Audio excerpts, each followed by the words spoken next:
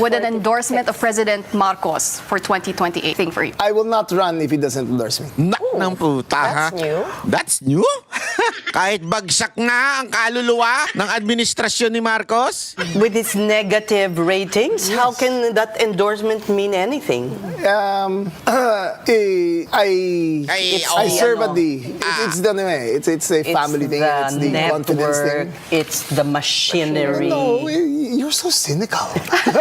Yes. That's the truth. That's the only thing na hinahabol mo kay Marcos. Oh, di ba? Paya ka. You heard it right. Kasi sinong nasa katiniwang isip na yung tao na yun bumabagsak na. -3, -20 yung mga trust rating ng tao na yun. And yet didikitan mo pa siya. Tama yung sinabi nung nag-i-interview. It's the machinery. Because that's the 1% chance na mananalo ka is yung machinery. Kesa naman sa 100% talo ka. At least may 1%.